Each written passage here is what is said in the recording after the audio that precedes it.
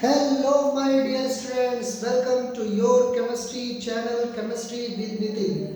तो आज बेटा हम कोऑर्डिनेशन कंपाउंड की IUPAC बताएंगे आपको, जिसमें सबसे पहले कुछ रूल है, उन रूल को आपको चेक करना है। तो आपने देखा होगा कि जैसे एक चीज हम लोग लिखते हैं सोडियम क्लोराइड, इसका नाम तो पता ही होगा, क्या होगा? तो सर आपने कहा सर सोडियम, और इसको क्या लिखते हैं? क्लोराइड। देखो फालतू की बकवास नहीं कर रहे हैं, डायरेक्ट बता रहे हैं, ठीक है ना, टाइम नहीं है। तो सोडियम बोलते हैं प्लस को और क्लोराइड बोलते हैं एनायन को, यानी कि कैटायन का नाम पहले और एनायन का नाम बाद में।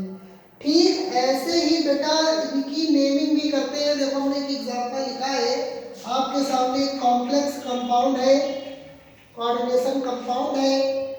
दो एग्जांपल हुआ और इन दोनों एग्जांपल से आपके IUPAC नेम क्लियर हो जाएंगे। तो सबसे पहले देखो, आपको इस तरह से नेम है, आपको प्रोवाइड होगा एक कोऑर्डिनेशन कंपाउंड। उसमें आपको पहले बताना है कि कौन कैटायन है, कौन पॉजिटिव है और कौन एनायन यानी कि कौन नेगेटिव है। तो अगर हमने देखा कि एक कैटायन और एक एनायन, तो सबसे पहले जो नेम लिखना है वो किसका लिखना है? कैटायन का लिखना है। किसका लिखना है? कैटायन का लिखना है। यहां तक क्लियर हुआ?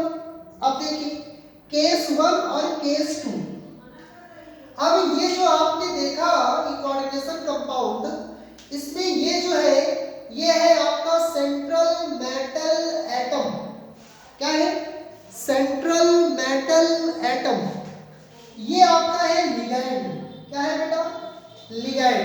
और ये आपका जो फ्री है, बाहर है, वो है काउंटर आयन। क्या है? Counter ion. यहां तक तो क्लियर हो गया। अब इनमें से हमको ये पता रखना है कि कौन पॉजिटिव और कौन नेगेटिव। तो ध्यान देना, आपने देखा कि K क्या होता है? पॉजिटिव। तो अगर K पॉजिटिव होगा तो ये पूरा डिब्बा क्या होगा? नेगेटिव होगा। यानी कि आपको पता चल गया कि ये जो आपका डिब्बा है, ध्यान देना, ये इरेज कर दे रहे हैं, नहीं तो हौच पौच होगा। ये क्लियर हो गया ना? अब ये जो डिब्बा है आपका, इसी को हम लोग बोलते हैं कोऑर्डिनेशन एंटिटी। क्या बोलते हैं? कोऑर्डिनेशन एंटिटी, या इसी को बोलते हैं कोऑर्डिनेशन स्फीयर। क्या बोलते हैं? Coordination sphere. अब इसको क्या बोलते हैं? Counter ion. क्या बोलते हैं? Counter ion. अब आपने ये देखा इन दोनों में कि ये है पॉजिटिव, ध्यान दो, ये है पॉजिटिव और ये पूरा क्या हो गया? तो आपने कहा सर जी नेगेटिव। ये क्या है? पॉजिटिव, तो ये क्या है? नेगेटिव। सोडियम क्लोराइड में सोडियम क्या था? पॉजिटिव। नेगेटिव क्या था? Cl minus. पहले नाम किसका लिखा? प्लस का। प्लस मतलब पॉजिटिव, पॉजिटिव मतलब सोडियम। क्लियर? तो वही चीज बेटा यहाँ पे पॉजिटिव क्या आएगा? पोटेशियम। क्लियर हुआ? अब देखो रूल देखो, ये कौन सा रूल है? पॉजिटिव और नेगेटिव। ध्यान दो, पॉजिटिव बाहर है, पॉजिटिव क्या है? बाहर, और नेगेटिव अंदर है। ये देखो बेटा केस नंबर 2, पॉजिटिव क्या है? डिब्बे के बाहर यानी कि कैटायन, और नेगेटिव क्या है? पूरा डिब्बा। जो बाहर वाली होती है उसकी संख्या नहीं लिखी जाती। जैसे यहाँ K कितना आया है? 4, 2, 3, इसकी संख्या नहीं लिखी जाएगी। जो इस डिब्बे मतलब कोऑर्डिनेशन एंटिटी की बाहर है, उसकी संख्या नहीं लिखी जाती है। क्लियर हुआ? संख्या नहीं लिखनी, जो लिखा कि बाहर वाली की संख्या नहीं बताएगी। अब रूल क्या है बेटा? सबसे पहले क्या लिखोगे? कैटायन। आप जो पेन की निब है उसको उठाना नहीं है, उठाओगे तभी जब कैटायन और एनायन लिखोगे। यानी कि जो गैपिंग होगी पेन की, वो कैटायन और एनायन की होगी, नहीं तो बाकी लिखते हुए चले जाओगे। तो चलो सबसे पहले क्या लिखते हैं? कैटायन। कैटायन का नाम क्या है? पोटेशियम। तो आपने लिख दिया पोटेशियम। यहां तक क्लियर हुआ? अब हमने पेन हटा दिया, क्यों? क्योंकि आपने देखा कि पॉजिटिव हमने लिख दिया, अब नेगेटिव। पॉजिटिव निगेटिव के बीच में गैपिंग हो सकती है। चलो भाई, अब निगेटिव में हमने देखा सबसे पहले मेटल है और लिगेंड है, तो सबसे पहले क्या लिखते हैं एनायन, उसके बाद एनायन में क्या लिखोगे ligand name with ligand number. Ligand कितने हैं, तो आपने कहा 6 को बोलते हैं हेक्सा। क्या बोलते हैं, हेक्सा। अब देखो, अब नहीं उठाएंगे painting, hexa amine, sorry hexa. अब ये क्या है, सीएन को बोलते हैं साइनाइड, साइनाइड क्लोराइड बोलते थे, तो साइनाइड। यहां पर है निगेटिव, तो निगेटिव में क्या हो जाएगा, तो साइनो, क्या हो जाएगा हेक्सासाइनो, क्या हो गया हेक्सासाइनो, पोटेशियम हेक्सासाइनो। यहां तक क्लियर हुआ कि नहीं। अब देखो, सेंट्रल मेटल एटम का नाम चेंज होगा। नाम चेंज होने का मतलब, या अगर निगेटिव है, अगर ये डिब्बा क्या है निगेटिव, तो साइनो लगाया मैंने, और जो मेटल है, जो क्या है मेटल, उसका नेम आएगा लैटिन नेम। कौन सा आएगा, लैटिन नेम यूज होगा, और उसमें 8 जोड़ देंगे। क्या जोड़ देंगे, 8 जोड़ देंगे, तो इसका होता है फेरम। आयरन का क्या होता है फेरम।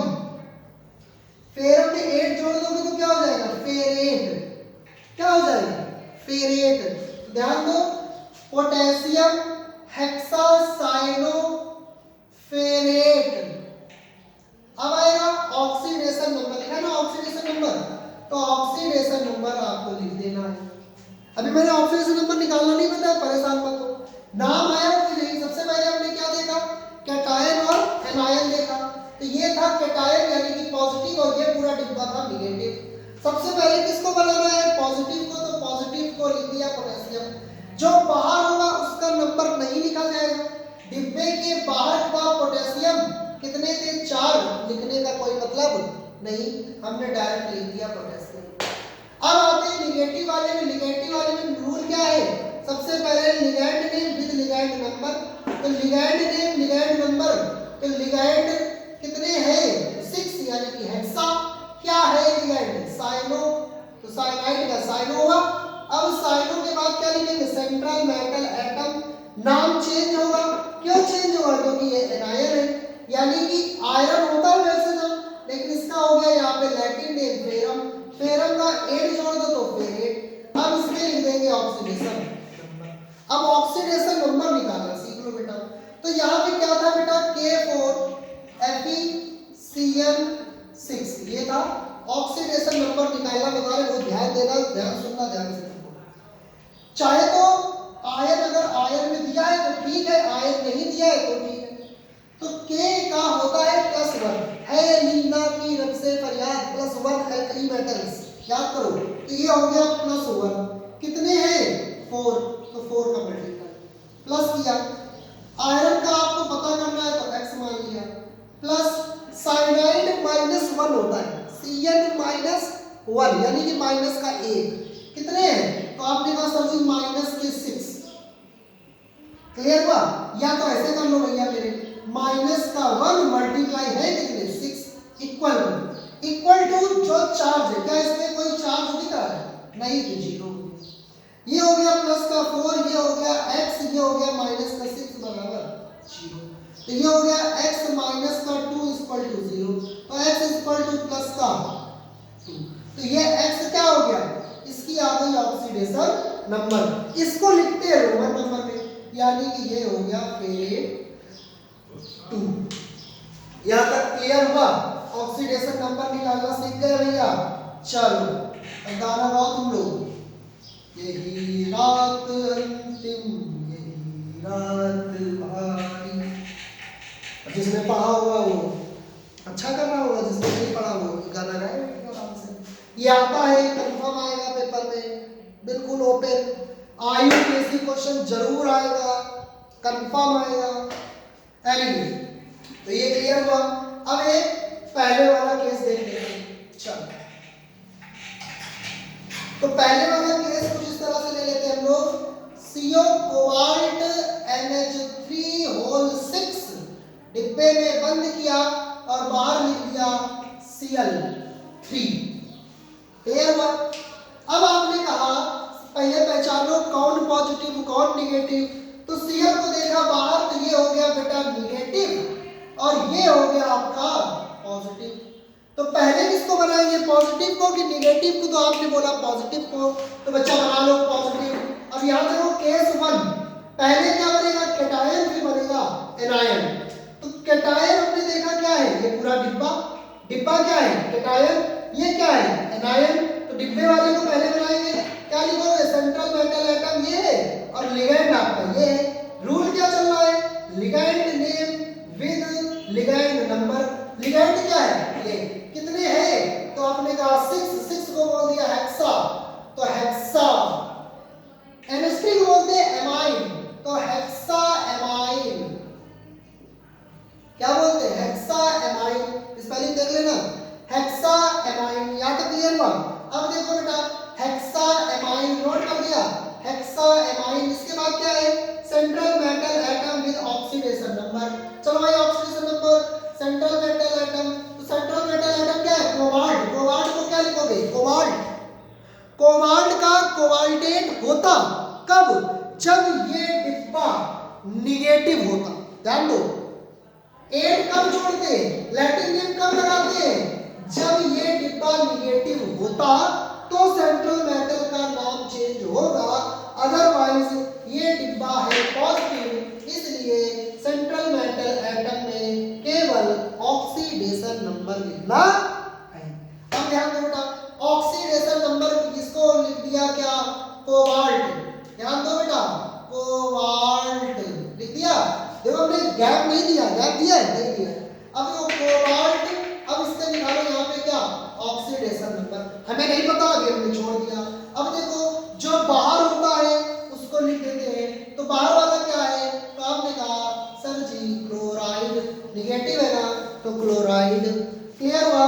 बाहर वाले हैं कितने 3, बाहर वाले का नंबर नहीं लिखते हैं, डिब्बे के बाहर वाले का नंबर नहीं लिखते, 2 है 4 है 5 है 6 है, उससे मतलब नहीं, तो वो वैसे ही है। यहाँ तक क्लियर हुआ? Hexa amine cobalt. अब इसका निकाल लो क्या फटाक से ऑक्सीडेशन नंबर। अब देखो ये हो गया NH3 डिब्बा बंद किया, ये हो गया Cl3। इसको माना X प्लस इसका होता है 0 और ये हो गया 6, या तो अमोनिया है ना 0 कोई चार्ज नहीं, तो ये हो गया 0 प्लस यहाँ पे क्या हो जाएगा माइनस का 1, कितने है Cl तो 3 इक्वल टू कोई चार्ज है क्या नहीं है, तो 0 लगा दो। तो ये हो गया x - 3 इक्वल टू 0, तो x इक्वल टू प्लस का 3, यानी कि ऑक्सीडेशन नंबर हो गए 1 2 3। ये नाम हो गया आपका hexa amine cobalt third chloride. यहाँ तक नाम क्लियर हो गया होगा आपका। बोलो भाई कोई प्रॉब्लम हो तो बताओ। आपको ये रूल पढ़ लेना, नाम देख लेना और पूछ लेना। ओके बेटा,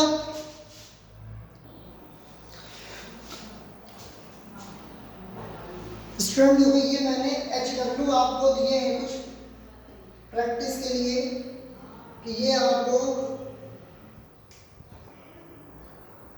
प्रैक्टिस करिएगा, ठीक है। ये आपको HW मैंने इसीलिए दिए हैं प्रैक्टिस करने के लिए। अब कोऑर्डिनेशन से IUPAC आएगी आएगी, ये तो कंफर्म है।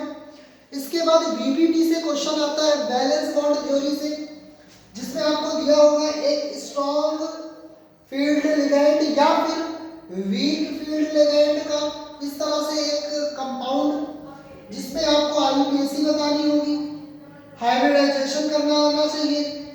अगर अनपेयर्ड है तो पैरामैग्नेटिक, पेयर में है तो डायामैग्नेटिक। आपको ये नेचर पता होना चाहिए, शेप कैसा है उसका, टेट्रा है ऑक्टा है, तो ये चीजें आपको आनी चाहिए। यानी कि VBT से एक क्वेश्चन जरूर आएगा। क्लियर हुआ? यहाँ पे कुछ मैंने IUPAC दी है जो वेरी इंपॉर्टेंट टाइप IUPAC है, इनका नेम जरूर कर लीजिएगा। हो सकता है पेपर में यहाँ से आ जाए, नहीं आएगी तो अगर इतना चीज जितना मैंने बताया है IUPAC आप कर ले जाओगे बोर्ड पेपर में। बोर्ड पेपर में टफ नहीं आती है चीजें, कॉन्सेप्चुअल चीजें आती हैं। ध्यान दो। अब ये कुछ बच्चों को प्रॉब्लम होगा, जैसे ईन हो गया, ये सब बेटा आपका लिगैंड है। जब आप बुक ओपन करोगे कोई रिफ्रेशर वगैरह, उसमें आप देखोगे एम्बिडेंट लिगैंड, बाइडेंटेड लिगैंड के कॉलम दिए होते हैं, तो वहां से ये पढ़ना है, ठीक है ना। अब आपको वीबीटीसी मैंने बता ही दिया, आपको आईयूपीएसी आनी ही आनी है। अब देखो इसके बाद आता है आइसोमेरिज्म। आइसोमेरिज्म हो सकता है आपको एग्जांपल दे दे और आपको बताना होगा इसमें कौन सा आइसोमेरिज्म है। जैसे आपको जो कि इंपॉर्टेंट हमको ज्यादा लग रहा है वो आपका है लिंकेज आइसोमेरिज्म। इसके बाद लिंकेज के बाद आपका आ जाएगा आयोनाइजेशन आइसोमेरिज्म। आयोनाइजेशन आप लोग बहुत बिल्कुल क्लियर समझ जाओगे। अगर हम इसी को क्लोराइड बाहर करते हैं अंदर करते हैं, जैसे ये है NH3 HCl अंदर करते हैं, NH3 बाहर करते हैं, तो इसमें क्या होगा, आयन चेंज हो जाएंगे तो आयनाइजेशन हो जाएगी। लिंकेज आयनाइजेशन आइसोमेरिज्म, ये जो आइसोमेरिज्म देख लेना। स्टेरियो आइसोमेरिज्म की बात कर ले तो ऑप्टिकल चेंज कर लेना बेटा। ऑप्टिकल मतलब जैसे ये इसका अगर इमेज फॉर्मेशन होगा तो यही तो होगा, यही इमेज तो फॉर्मेशन होगा। यानी कि अगर इसको ऐसे करोगे तो दोनों क्या हो रहे होंगे, सुपर इम्पोज, मतलब कि एक दूसरे के ऊपर एक दूसरे को ढक रहे होंगे। देखो इस तरह से ऐसे ढक रहे होंगे, इस तरह के ऑप्टिकल आइसोमेरिज्म। और देख लेना, तो ये आपके चैप्टर में हमने बता दिया सबसे पहले आईयूपीएसी तैयार करना कोऑर्डिनेशन की। इसके बाद बीबीटी से एक क्वेश्चन जरूर आएगा, हो सकता है स्ट्रॉन्ग फील्ड लिगैंड का ही आ जाए, स्ट्रॉन्ग फील्ड लिगैंड का ही क्वेश्चन आ जाए साइनाइड को लेके, ठीक, क्योंकि इंपॉर्टेंट है, जिसमें इलेक्ट्रॉन की शिफ्टिंग होगी, और जब इलेक्ट्रॉन की शिफ्टिंग होगी तो आपको उसका आईयूपीएसी बताना होगा, उसके बाद आयोनाइजेशन निकालना होगा, डायमैग्नेटिक पैरामैग्नेटिक नेचर चेक करना होगा और शेप बताना होगा। तो आई होप कोऑर्डिनेशन में क्या पढ़ना है, कोऑर्डिनेशन कंपाउंड में क्या तैयारी करनी है बोर्ड 2023 के लिए ध्यान देना। ये जो सेशन बना चल रहा है ये 2023 का है वीडियो, इसके लिए मैंने इंपॉर्टेंट बताया है, हो सकता है आप बाद में देखो तो उसके पहले मैंने इसीलिए लिख दिया यहाँ पे। ओके, तो बेस्ट ऑफ लक आप लोग को आपके केमिस्ट्री एग्जाम के लिए। और जैसा मैंने सबसे पहले बताया था कि कौन सा वीडियो आपको कौन सा चैप्टर बहुत अच्छे नंबर का वेटेज है, उस हिसाब से आपने प्रिपरेशन कर ली होगी। फिर भी किसी बच्चे को कोई प्रॉब्लम होती है तो आप हमसे कमेंट के थ्रू या जो मेरे कुछ पर्सनल बच्चे हैं जिनके पास मेरा नंबर है वो अपना व्हाट्सएप पर हमको अपना डाउट सेंड कर सकते हैं। तो thank you, have a nice day, take care and again best of luck. जय श्री राधे कृष्णा। आप सभी का पेपर बहुत अच्छा जाए और सबके बहुत अच्छे नंबर आए। ओके बेटा, थैंक यू।